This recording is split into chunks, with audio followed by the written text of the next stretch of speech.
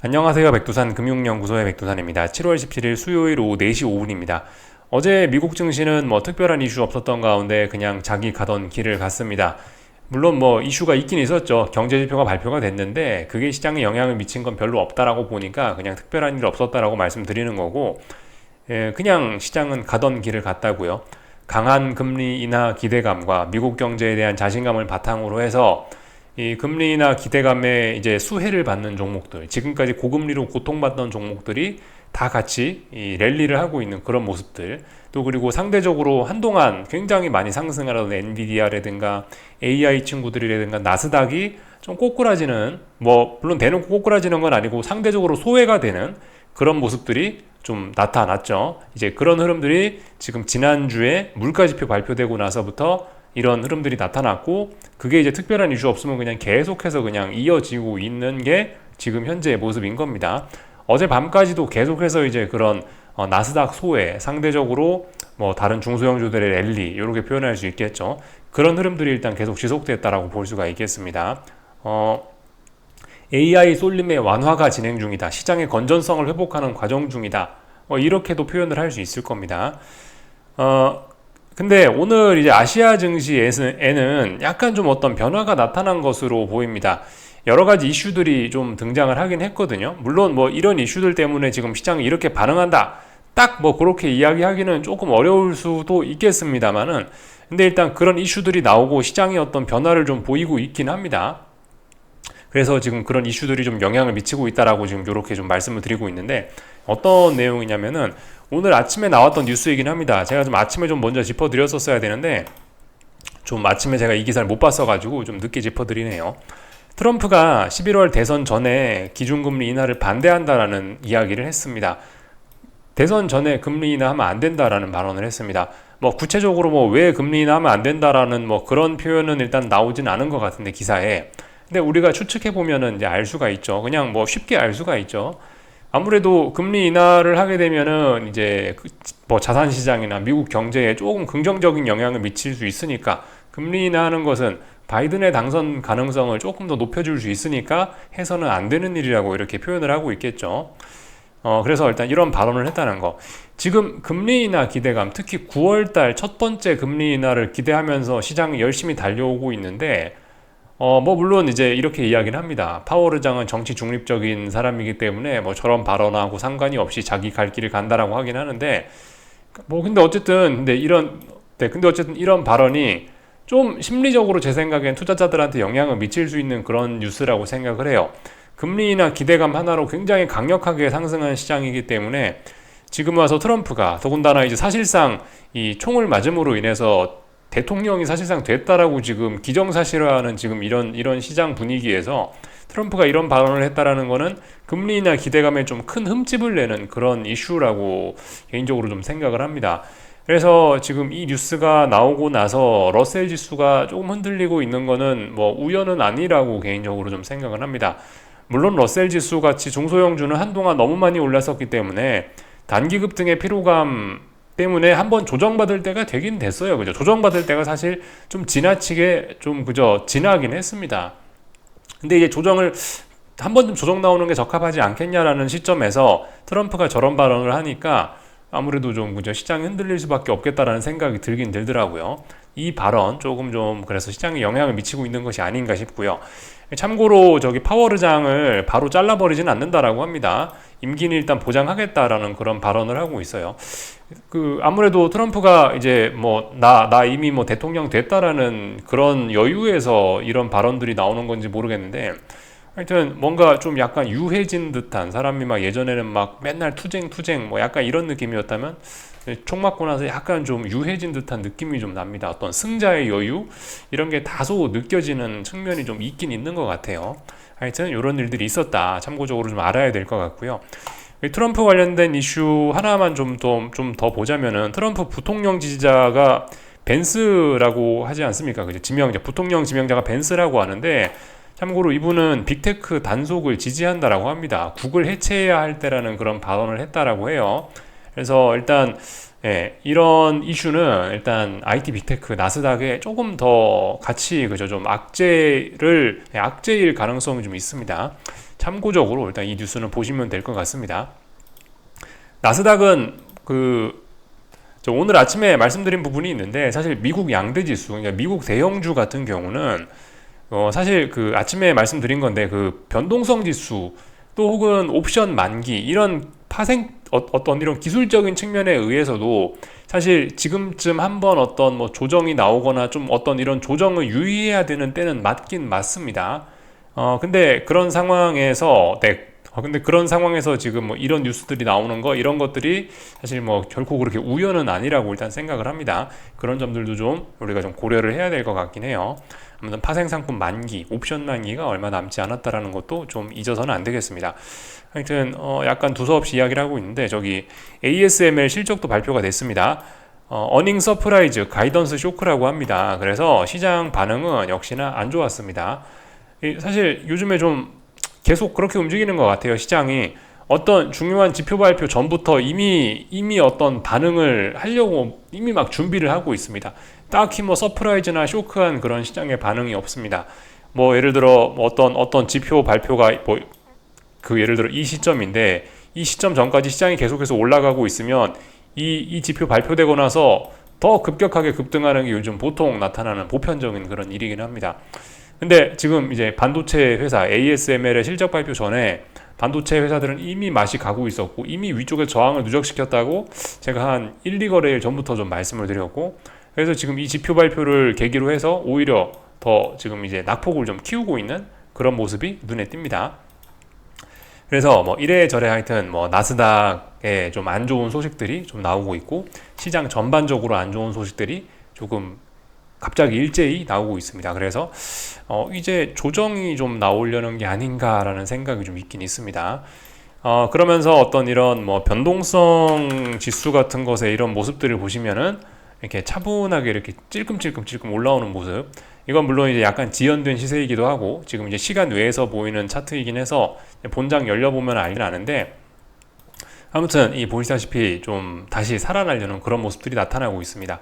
근데 말씀드렸다시피 지금 일단은 움직임은 좀 제한적으로 보긴 봐야 된다고요.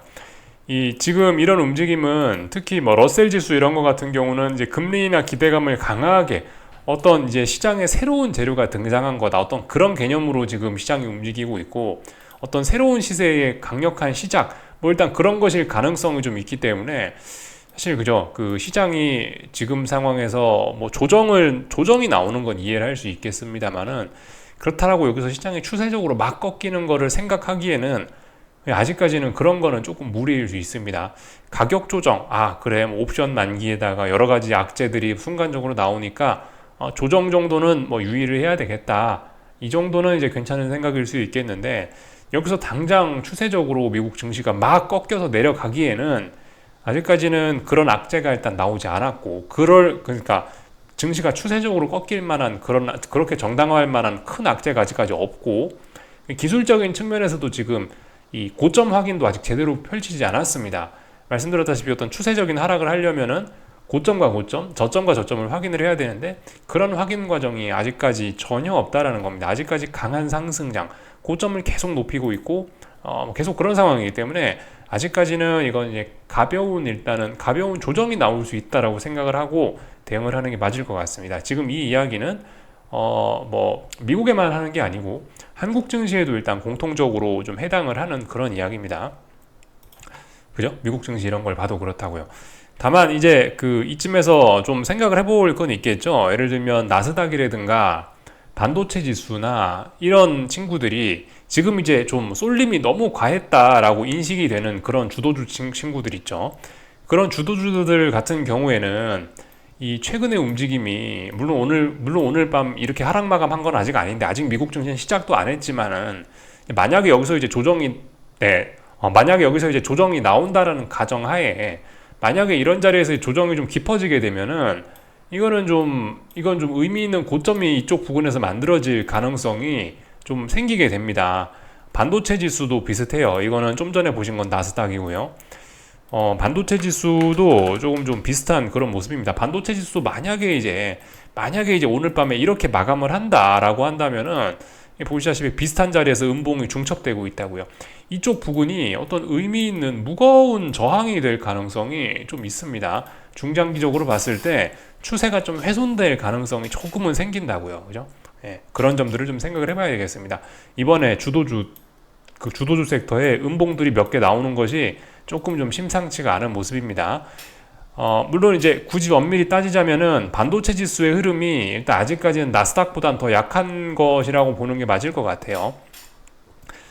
왜냐하면 반도체 지수는 뭐 보시다시피 이렇게 음봉이 비슷한 가격대에서 중첩이 되고 있고, 또 그리고 사실 엔비디아가 미치는 영향이 워낙 크잖아요. 근데 엔비디아 주가 자체가 보시다시피 부진하단 말이에요. 그렇기 때문에 반도체 지수는 일단 나스닥보다 분명 약한 흐름을 보이는 건 맞는데, 근데 뭐 예를 들면 나스닥을 보시면은 나스닥은 좀 다릅니다. 나스닥은 말씀드렸다시피 뭐 엄밀히 따지면 한두 마리의 말이 끌고 올라간다라 말씀드렸지만, 실질적으로는 한 7마리, 8마리의 말이 끌고 올라가는 것과 비슷하다라고 제가 지난번에 표현을 드렸죠.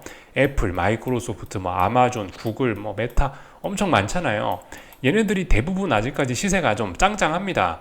그렇기 때문에 나스닥은 아직까지 좀 강한 모습을 보여주고 있어요. 다만 그렇게 강한 나스닥도 이제 좀 근데 중장기적인 고점이 될 수 있는 의미 있는 고점을 만드는 듯한 모습을 좀 보이는 듯한 모습입니다. 물론 이제 오늘 밤 마감이 되고 나서 사실 이런 이야기를 하는 게 맞긴 맞는데, 만약 여기서 조정이 나온다면 조금 좀 심상치 않구나라는 생각을 할 수는 있게 될 거예요. 그러나 아직 추세적으로 막 꺾인다 이런 이야기를 하기에는 아직까지 멀었습니다.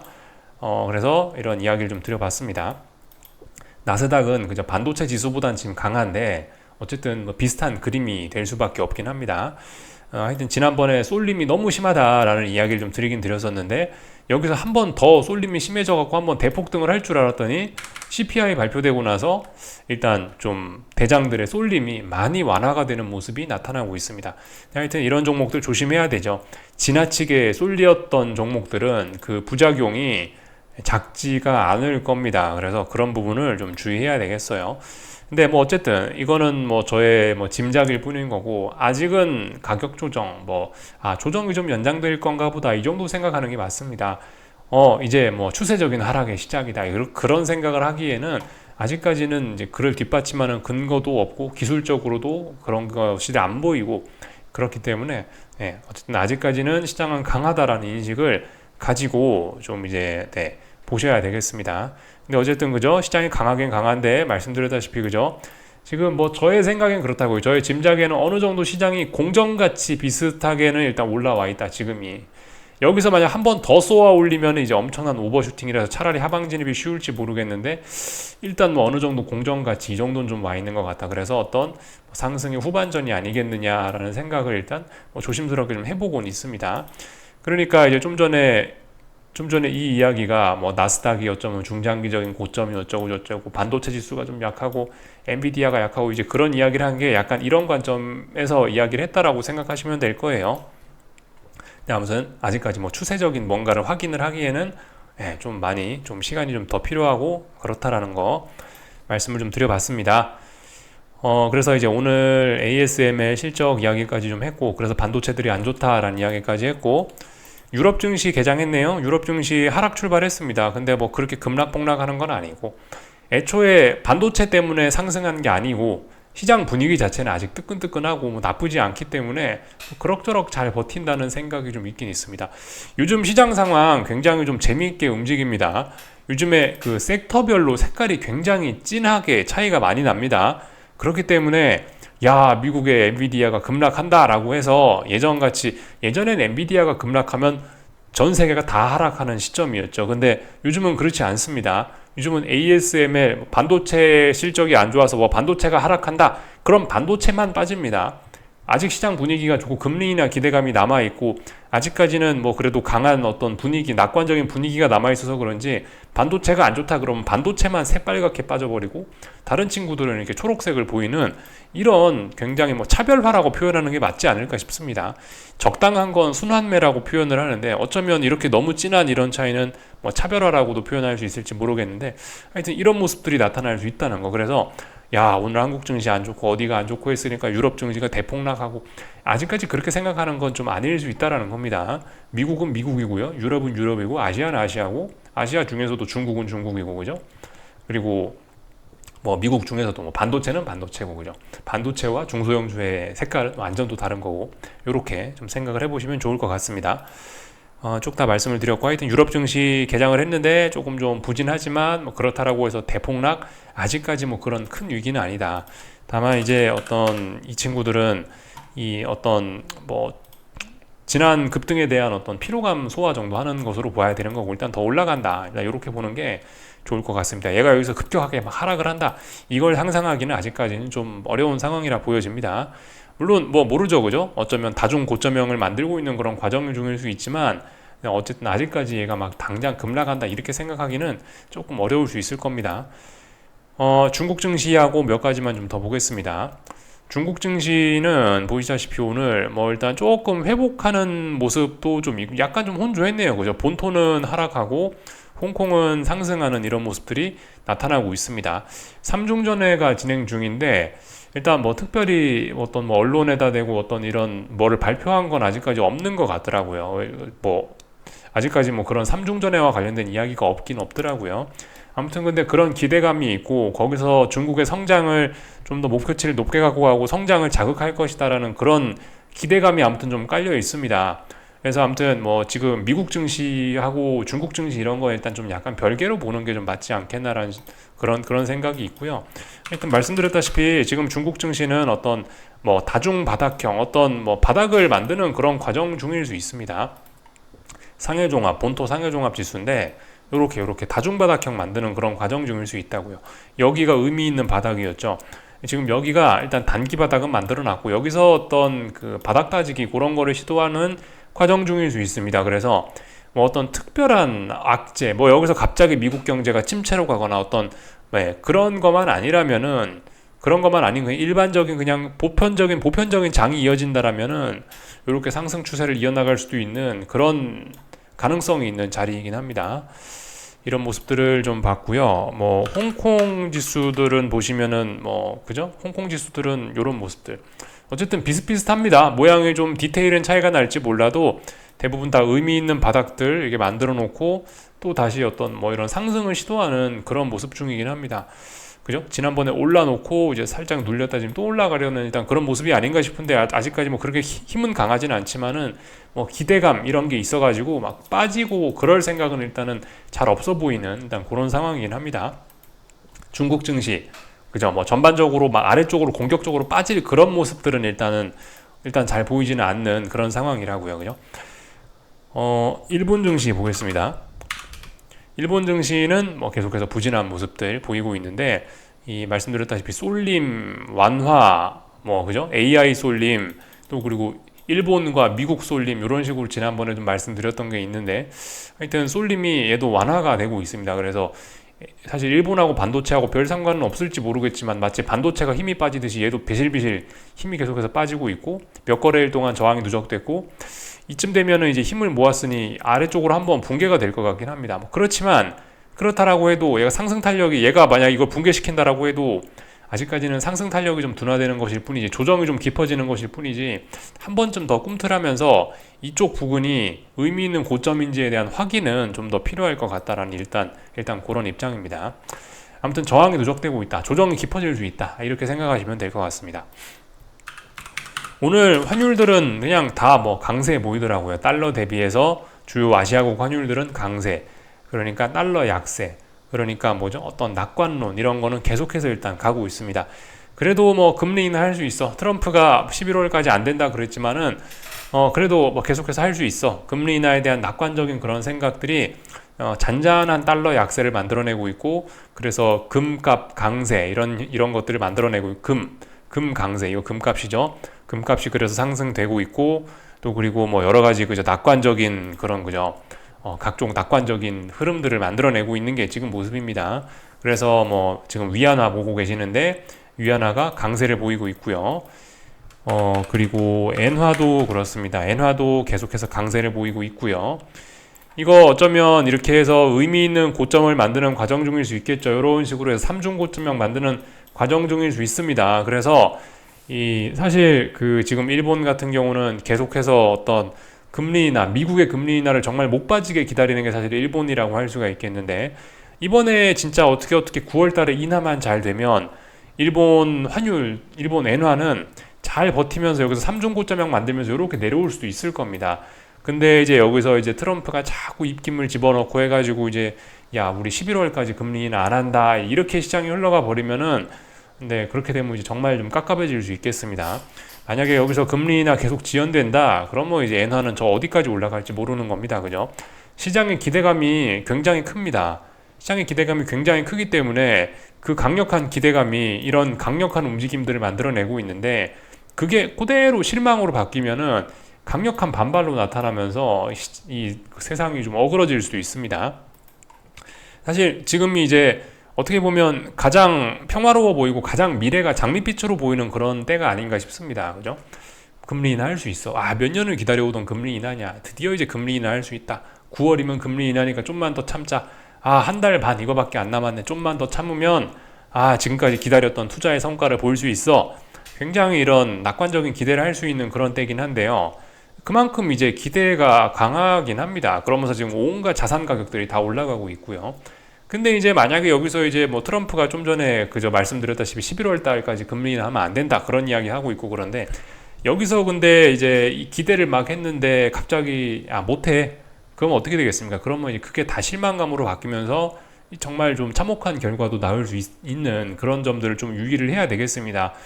그 아침에 제가 어제였나 아마 보여드렸을 거예요. 지금 실업률이 굉장히 지금 좀 사실 좀 물론 지금 4.1이라는 숫자가 나오고 있는데 미국 실업률이 아직까지는 괜찮긴 한데, 이게 어쩌면 지금 경기 침체가 진행 중인 상황일 수도 있다, 뭐 이런 이야기 드리고 있죠. 어쨌든 고금리에 대한 피로감이 굉장히 오래 누적되어 있는 건 사실이란 말입니다. 그렇기 때문에 사실, 그리고 잘 생각해 봐야 돼요. 그죠? 금리를 예를 들어 한 번 떨어뜨렸어요. 지금 3번 금리 인하한다고 시장을 기대하고 있는데, 파월 의장이 사실 어떤 사람입니까? 한 번 기대하고 나서 또 입 싹 닦아버릴지도 몰라요. 그죠? 입 싹 닦고 모르는 척 하면서 연내 1회 금리 인하고 또 연말까지 그냥 계속 갈 수 있습니다. 사실 파월 의장은 그 고금리로 인한 그런 피해도 사실 무서워하고 있지만, 인플레에 대한 공포도 상당하단 말입니다. 그래서 파월이 시장이 생각하는 대로 과연 막 3번 연속 금리 인하할 수 있을까? 그것도 사실 의문이기도 하고. 그래서 아무튼 지금이 이런저런 측면에서 높은 기대감을 갖고 있어서 가장 분위기 좋아 보이고 그럴 수 있으나, 뭐 미국의 고용 시장이 둔화되고 있다는 점, 또 그리고 그죠, 이런 기대감이 자칫 잘못해서 실망감으로 바뀌면 큰일 날 수 있다는 점, 또 어떤 이런 자산 시장의 이런 좀 급격한 움직임들, 좀 오버한 이런 모습들이 사실 손바닥 뒤집듯이 뒤바뀌면서 좀 큰 혼란을 낳자면 나올 수도 있는 그런 때긴 합니다. 아직까지는 모든 게 잘 풀려가고 있습니다만은. 그래서 그런 점들을 좀 유의는 해야 되겠다. 뭐 이런 것들을 즐기자면 뭐 조금 즐길 수는 있는데 너무 깊숙이 빠져들지 말자, 뭐 이런 생각을 좀 말씀드려봤습니다. 원달러 환율도 그렇죠, 뭐 그죠? 원달러 환율도 오늘 뭐 전반적으로 강세 흐름. 그래서 결과적으로 한국 정부와 외환 당국은 꾸역꾸역 1,400원을 지켜내는, 아직까지는 좋은 모습인데, 이것도 결국 일본 엔화하고 비슷한 거죠, 그죠? 이것도 9월 금리 인하를 앞뒀으니까 이제 이렇게 버티는 거지. 뭐 예를 들어 9월 달에 이상한 소리 해봐요. 그럼 이제 이거 1,400원 넘어가고 이제 금방 또 1,500원 또 볼 수도 있겠죠. 근데 어쨌든 아직까지는 이제 굉장히 낙관적이고 그러다 보니까 아직까지는 괜찮다 이겁니다. 뭐 거의 다 본 것 같고요. 그 N1 환율도 그러니까 자꾸 올라오죠, 그죠? 야, 금리 인하할 수 있어. 이제 모든 게 좋아질 거야. 이러면서 이제 뭐 어쨌든 뭐 엔화 약세도 좀 해결이 되고 그러니까 올라올 수 있어. 이렇게 하고 있긴 있는데 잘 봐야 됩니다. 아직까지 이게 안심할 때는 아니라고 봅니다. 그래서 엔화 일단 한 번은 살 수 있다라 말씀드렸는데, 글쎄요, 지금 엔화가 바닥이 나왔다. 조금 좀 경계를 해야 될 시점인 것 같습니다. 바닥 나왔는지 좀 확인이 좀 필요하지 않나 싶습니다. 다 말씀을 드린 것 같고요. 오늘 한국 증시 이야기를 좀 하면 되겠죠. 참 좀 전에 저기 영국 물가지표 발표됐는데 뭐 예상보다 조금 높았네요. 이런 것 때문에 뭐 시장이 뭐 조금 뭐 영향을 받을지 모르겠으나, 말씀드렸다시피 9월 금리 인하는 이미 기정사실화 돼 버렸기 때문에 이런 물가지표에 대한 영향이 이제는 별로 없을 수도 있습니다. 그래서 이런 것들은 가볍게 패스하시면 될 것 같고요. 오늘 밤엔 특별한 거 없죠? 그죠? 오늘 밤에는 특별한 경제지표 발표는 눈에 띄지는 않습니다. 이런 경제지표 발표보다도 지금은 이제 주요 기업들의 실적 발표가 진행 중이기 때문에 미국 기업들의 실적 발표를 조금 더 주목하시는 게 좋을 것 같습니다. 다 봤고요. 한국 증시 좀 보겠습니다. 코스피 몇 거래일 동안 잘 버텼는데요. 오늘 하락한 것은 조금 좀 치명적이라고 생각이 됩니다.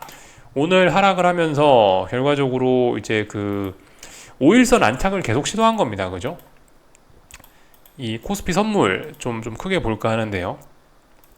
코스피 선물을 가만히 보시면 이 급등했다가 기간 조정으로 잘 이어지고 있었는데 지금 이제 한번 5일선 깼단 말이죠. 7월 12일 날 한번 깨고 여기 7월 15일 날 한번 다시 5일선 안착 시도하고 어제도 안착 시도했는데 5일선을 3거래일 동안 안착 실패했다. 오늘도 도전했는데 오늘도 실패했다. 그리고 다시 어떤 매도세 강력한 하락을 또 보여줬다. 이쯤 됐으면 이제 뭐다? 일단 5일선을 못 올라가는구나. 그렇다면 어떻게 해야 되죠? 그렇다면 이제는 5일선과 이격을 벌리면서 5일선이 아래로 내려갈 차례구나 라는 걸 일단 생각을 해볼 수가 있겠고, 그렇다면 일단 가격 조정이 좀 깊어질 수 있겠다 라고 볼 수가 있게 되겠습니다. 근데 이게 보시면은 이 말씀드렸다시피 이 금리나 기대감이라는 게 가장 강력하게 작용하고 있는 게 사실 또 지금이다 보니까 이 사실 오늘 시장 분위기가 사실 선물이 0.7% 하락했으면은 대폭락의 느낌이죠. 사실 지금 시장 상황에서 대폭락의 느낌인데 코스피 상승 종목 수가 만만치가 않아요. 그래도 411 종목이 상승을 했습니다. 오늘 이렇게 코스피가 빠진 거는 반도체가 빠져서 빠진 거지 사실 종목들 분위기는 그럭저럭 또 나름 선방한 게 있습니다. 물론 이제 코스닥 분위기는 뭐 조금 좀 안 좋았던 것 같긴 합니다. 코스닥은 좀 확실히 안 좋았던 것 같긴 한데 코스피는 그래도 아직까지는 좀 전반적으로 강하다라고 봐줄 수가 있을 것 같습니다. 근데 아직까지는 강한데 이제 내일 문제는 가격 조정이 한번 쏟아지기 직전이라는 그런 모양이 좀 문제입니다. 오늘 밤에 미국 증시가 뭐 좀 부진한 모습 보인다. 그러면은 코스피는 한번 쿵 하면서 한번 좀 많이 빠질 수 있습니다. 가격 조정이 한번 세게 나올 수 있는데, 근데 그런 가격 조정은 말씀드렸다시피 금리나 기대감 뭐 이런 것들이 있기 때문에 일단은 그런 것들은 정석적인 관점에서는 눌림식 매수로 접근을 해야 되는 그런 게 맞다라고 보시면 되겠습니다. 그래서 어쨌든 가격 조정에 좀 유의를 해야 된다, 이런 이야기를 좀 드리면 될 것 같습니다. 그래서 풋옵션들도 보시면 지금 오랫동안 하방 경직성을 보였습니다. 한 번쯤 튀어오를 수 있어요. 한 번쯤 풋옵션들이 한 100% 이 정도 급의 시세를, 내가 옵션들이 한 100%대 시세를 한 번쯤 줄 수도 있는 그런 상황이 좀 되긴 됐습니다. 아무튼 근데 미국이 빠져야 이제 허락을 해주고 이제 내일 미국 큰형님이 허락을 해줘야 한국 증시가 내일 이제 조정이 좀 크게 나올 수 있는 거죠. 미국의 허가를 좀 기다려 보면 될 것 같고요. 오늘 저기 코스닥, 오늘 삼성전자라든가 코스피 반도체가 약하면 통상적으로 이 그래도 코스닥이 좀 강할 수가 있는데 코스닥까지 오늘 분위기가 좀 안 좋았습니다.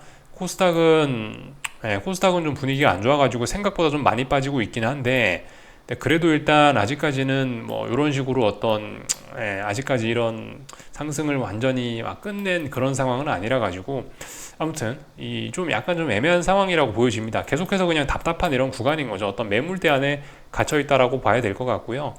여기서 이제 의미 있게 여기 제가 뭐 예전에 이런 거 많이 뭐 말씀드리긴 했는데 박스권이다. 박스권에서 박스권을 돌파 안착하거나 붕괴시키려면은 어디서 잘해야 되죠? 붕괴시키려면 여기서 잘해야 됩니다. 붕괴시키려면 여기 와서 잘해야 돼요. 박스권 하단까지 열심히 대폭락해서 내려왔다. 그게 이 박스권 하단 붕괴를 의미하는 게 아닙니다. 그죠? 여기서 대폭락해버리면 에너지를 다 써가지고 정작 붕괴 못 시키는 경우가 있습니다. 반대도 마찬가지죠. 박스권 돌파 안착할 거야 해서 장대 양봉을 막 대폭등을 해요. 여기 도착하면 힘 빠져갖고 또 죽어버리는 경우가 많이 있습니다. 이 주요 저항 부근에 와서 잘해야 매물 소화를 잘해야 넘어가는 거고, 지지선 부근에서 잘해야 이게 붕괴가 돼서 아래쪽으로 계속 가는 거거든요. 근데 일단 어쨌든 코스닥은 답답한 구간 안에서 이게 이제 일별 변동성만 큰 거지 아직까지 뭐 그렇게 큰 의미 있는 흐름을 보기는 좀 어렵다라고 생각이 됩니다. 그래서 일단 아직까지는 뭐 말씀드렸다시피 금리나 기대감들이 이런 것들이 뭐 남아있고 뭐 그런 상황이라서 딱히 뭐 코스닥을 엄청 안 좋게 이젠 추세적으로 붕괴됐고 본격적인 하락이 시작됩니다. 아직 그런 이야기는 좀 못할 것 같습니다.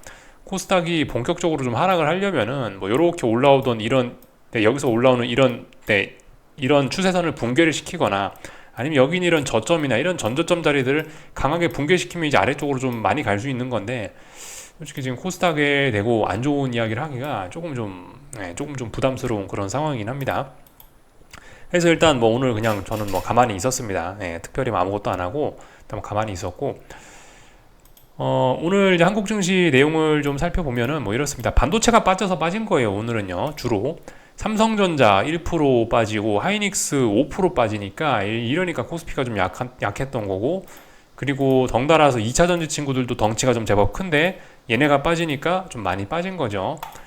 코스닥도 이제 2차 전지 친구들이, 에코프로 친구들이 좀 뭐 LG 에너지 솔루션이나 삼성 SDI 이런 친구들이 많이 빠져서 그런지 에코프로도 좀 약한 모습 보였고, 그래서 이제 좀 코스닥도 좀 부진했다라고 일단 보여집니다. 에코프로도 오늘 많이 빠졌죠. 근데 아무튼 여기서 좀 잘 생각을 해봐야 되는 게, 이게 사실 그래요. 2차 전지 친구들이 여기서 이제 한 번쯤 박살날 것 같은 그런 느낌이 좀 들긴 듭니다만은, 이거 LG 에너지 솔루션입니다.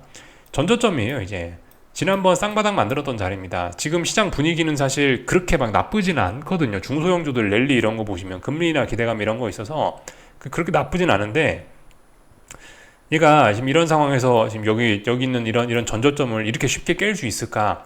지금 얘는 사실 결과적으로 좀 혼조한 구간입니다. 어떻게 될지 아직 모르는 거예요.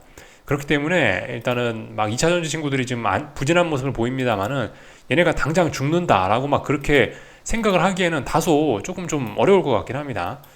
이 코스닥 지수가 박스권인 것처럼 에코프로거든요. 이건 에코프로도 결과적으로 아직까지는 박스권입니다. 이게 박스권 하단이 붕괴가 돼야 아래쪽으로 많이 가는 거지, 여기서는 백날 움직여봐야 사실 소용이 없는 구간이긴 하거든요. 물론 이제 지금 2차 전지들이 또 박살날 수 있다라는 그런 불안감이 다소 있는 것은 분명하긴 한데, 그렇다라고 하지만 아직까지 붕괴된 건 아니라서, 그죠? 그런 점들 약간 김치국 먹으면 안 될 것 같긴 합니다. 그래서 아무튼 뭐 오늘 반도체 빠지고 2차 전지 빠지고 이러면서 시장이 조금 좀 부진하긴 부진했는데, 근데 이제 그 와중에도 뭐 예를 들면 오늘 건설주가 또 오르더라고요. 대표적으로 뭐 현대건설 이런 것들이 좀 눈에 띄는데, 이 금리나 기대감 이런 것 때문에 막 예전에 고금리에 고통받던 이런 친구들이 이제 움직이기 시작하는 겁니다. 막 그 예전에 막 소외됐던 친구들이 막 움직이는 게 있긴 있더라고요. 물론 오늘은 분위기가 안 좋았을지 모르겠는데, 뭐 네이버라든가 뭐 카카오라든가, 물론 걔네는 금리나 금리 인상하고는 별로 상관이 없긴 한데, 하여튼 걔네 엄청나게 많이 빠졌었잖아요. 엄청나게 많이 빠졌던, 혹은 이렇게 금리 때문에 부담을 느꼈던 이런 친구들이 한 번씩 막 굉장히 급등을 하면서 튀어오르면서 코스피 지수의 급락을 어느 정도 좀 막아주는 그런 모습들이 자꾸 좀 눈에 띕니다. 그래서 아무튼 시장은 지금 이 반도체가 좀 약해갖고 코스피 지수가 좀 조정을 받을지는 모르겠는데, 아직도 뭐라고 해야 되나요? 금리나 기대감 때문에 그동안 시달렸던 종목들이 계속해서 이렇게 튀어오르려는 모습들이 좀 있어가지고, 아무튼 아직까지 좀 긍정적인 분위기, 뭐 시장 자체가 통째로 막 내려앉는 그런 상황은 당장은 좀 기대하기 좀 어려운 그런 상황인 것 같습니다. 그래서 뭐 현대건설이라든가 뭐 GS건설이라든가 각종 건설주들이 막 튀어오르는 모습들이 나왔죠. 물론 건설주들이 튀어오른다라고 해서 뭐 시장에 뭐 큰 영향을 미치는 건 아닌데, 최소한 시장의 급락 폭락은 막아주는 그런 효과가 있겠죠. 그죠? 그래서 뭐 전반적인 내용들 좀 다 봤고요. 하여튼 오늘 반도체 종목들이 엄청나게 약했습니다. 반도체 종목들이 오늘 뭐 전공정, 후공정 할 거 없이 그냥 아주 반도체 종목들이, 하이닉스가 5% 빠졌으니까 한미 반도체니 뭐 하여튼 이런 뭐 전공정, 후공정이니 가릴 거 없이 다 빠지고 있습니다. 그래서 하여튼 오늘 그래서 코스피가 조금 좀 부진했다, 이렇게 일단 볼 수가 있을 것 같네요. 어떻게 하다 보니까 하이닉스는 그 예술적인 타이밍에 잘 팔고 나온 꼴이 되긴 됐네요. 그죠? 일단 그래 전반적인 내용들 좀 말씀을 드렸고요. 하여튼 그죠. 미국 증시에서도 지금 비슷하다고요. 안 그래도 저도 그걸 신경을 좀 못 썼는데, 금리나 기대감이 그렇게 강했으면은 지역은행 같은 것들, 그런 것들 주식 사면은 되긴 됐는데, 안 그래도 이미 뭐 시세가 많이 나버렸네요. 그죠? 지역은행 ETF입니다. 미국 지역은행 ETF. 한동안 고금리 때문에 정말 시달렸던 게 얘네잖아요. 얘네들이 막 올라오고, 얘네들이 막 올라오는 이런 상황이라 가지고, 시장 분위기 자체가 하루 이틀 정도 뭐 조정 뭐 이런 거는 기대할 수 있을지 몰라도, 얘네가 추세적으로 죽어 내려간다, 이걸 생각하기는 아직까지는 조금 좀 부담스러운 그런 상황입니다. 물론 얘가 올라온다라고 해도 아직 중요한 저항을 이제 앞두고 있는 상황이네요. 뭐 어쨌든 얘도 약간 뭐 조정이 필요한 그런 시점이긴 하네요. 그죠? 하여튼 뭐 그래서 지금 미국 증시는 오늘 밤 조정이 좀 나올랑말랑하는 뭐 그런 모습이고, 하여튼 뭐 지역은행이라든가 여기 있는 지역은행들이라든가 아니면 이쪽에 있는 부동산 업종이라든가 이런 친구들이 고금리 때문에 시달렸었는데 얘네들이 주가가 막 튀어오르면서 지금 하여튼 금리 인하에 대한 기대감이 시장에 굉장히 크게 작용을 하고 있는 그런 모습입니다. 물론 트럼프가 한마디에서 그런 기대감이 다소 꺾이긴 했으나 아무튼 금리는 파월이 결정하는 거고, 그죠? 어쨌든 뭐 러셀 지수 한동안 너무 많이 올랐기 때문에 조정이 좀 필요한 자리이기도 하고 해서 지금 조정이 좀 나오려는 그런 모습이긴 합니다. 조정이 나올지 안 나올지는 일단은 오늘 밤에 일단 봐야 아는 거고, 어쨌든 일단 아직까지는 좀 조정이 나오려고 하는 그런 모습입니다. 그래서 지금 같은 상황에서는 뭐죠? 한동안 쏠림이 심했던 반도체들이 조정이 좀 더 세게 나올 수 있기 때문에 반도체 친구들 지금 쏠림이 굉장히 심했던 친구들 오늘 하이닉스 보셨다시피 그런 친구들을 이제 그런 친구들이 더 상승하겠다가 아니고 가격 조정이 나오겠다라고 지금 거의 결정을 하는 모습이라서 그런 친구들을 좀 특히 좀 조심하셔야 될 거고, 상대적으로 러셀 지수 이런 친구들 같은 경우 중소형주들 이런 친구들 같은 경우는 워낙 강하게 올라가고 있는데 단기적으로 많이 올라가지고 조정이 나오는 거기 때문에 눌림시 매수하려면은 지금 상황에선 사실 중소형주들의 비중을 차라리 조금 더 늘리고 러셀 지수 이런 걸 좀 더 좋게 보는 게 맞지 않겠나 싶긴 합니다. 물론 반도체도 가격 조정을 좀 받고 나면 조금 더 좋아질 수도 있긴 있는데 요즘에 반도체 힘이 좀 빠졌으니 차라리 이번에 만약 조정이 나온다고 가정을 하면은 러셀 지수나 좀 이런 쪽을 아무튼 보는 게 맞지 않겠느냐 생각이 들긴 합니다. 금값 이런 것도 뭐 어쨌든 눌림시 매수 뭐 그런 식으로 접근을 할 수 있을 것 같고요. 그래서 여기까지 하겠습니다. 궁금한 거 리플 남겨주시고요. 내일 아침에 뵙도록 하겠습니다. 여기서 마치겠습니다.